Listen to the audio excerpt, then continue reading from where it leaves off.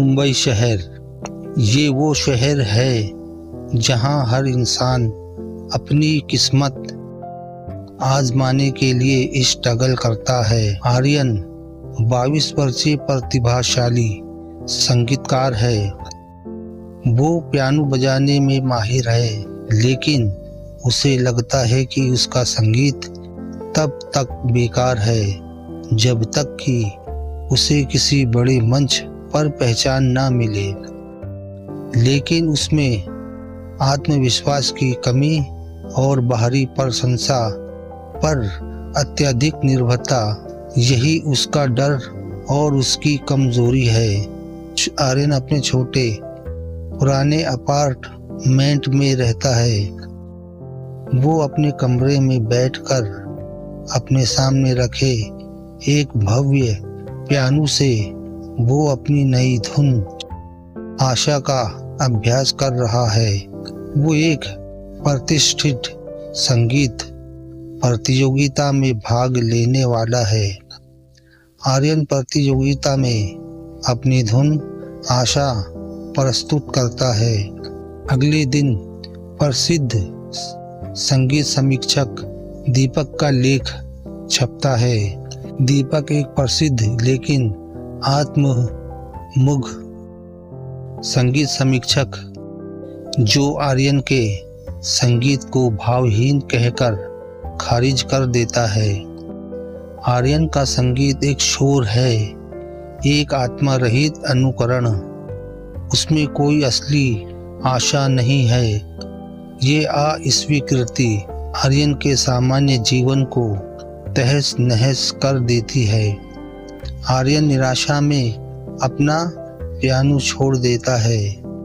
वो खुद को कमरे में बंद कर लेता है।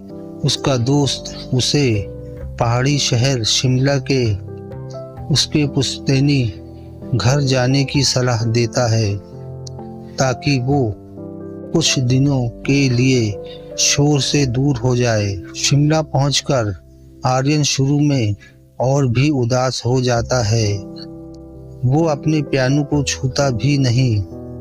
एक शाम वो जंगल में टहल रहा होता है और देखता है कि एक छोटी सी धारा पत्थरों से टकराकर एक अजीबोगरीब ताल पैदा कर रही है। आर्यन को एहसास होता है कि उसने हमेशा दूसरों के लिए संगीत बनाया, पुरस्कारों के लिए, तालियों के लिए और दीपक जैसे आलोचकों की अस्वीकृति के लिए। उसे अब समझ आता है कि सच्चा संगीत उसके अंदर होना चाहिए, ना कि बाहरी दुनिया में। ये बदलाव उसे पियानो को फिर से खोलने के लिए प्रेरित करता है, लेकिन इस बार बिना किसी उम्मीद के। आर्यन अब प्रकृति के संगीत को अपने पियानो में ढालने की कोशिश करता है। हवा की सरसराहट, बारिश की बूंदें और शांत पहाड़ियों की गूंज। वो एक नई धुन बनाता है जिसका नाम है खामोशी।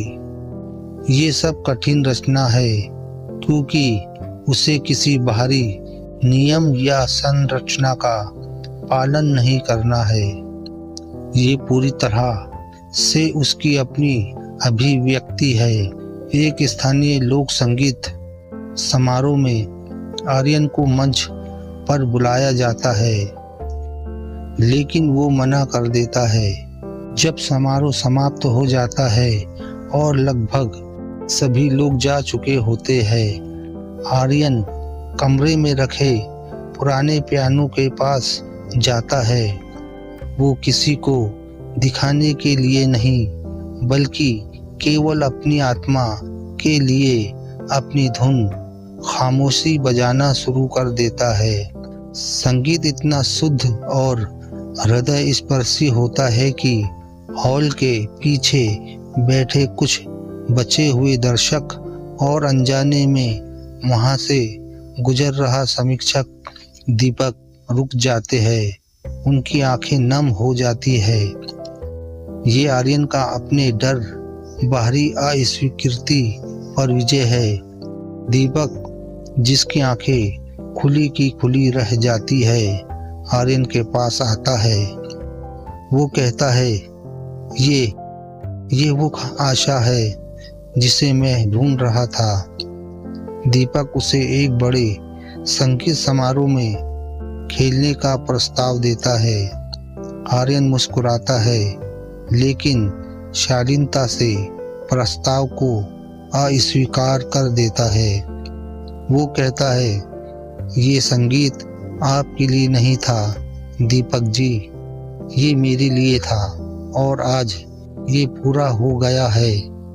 अब भी संगीत बनाएगा, लेकिन अब किसी प्रतियोगिता के लिए नहीं, बल्कि अपनी अंदरूनी खुशी के लिए।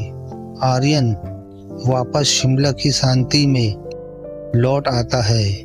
वो हर सुबह पियानो बजाता है और उसकी धुनें अब पहाड़ी पक्षियों की चहचहाहट के साथ मिलकर एक हो जाती है। उसे अब किसी समीक्षक के कॉलम या तालियों की जरूरत नहीं। उसे सच्ची रचनात्मक स्वतंत्रता मिल गई है।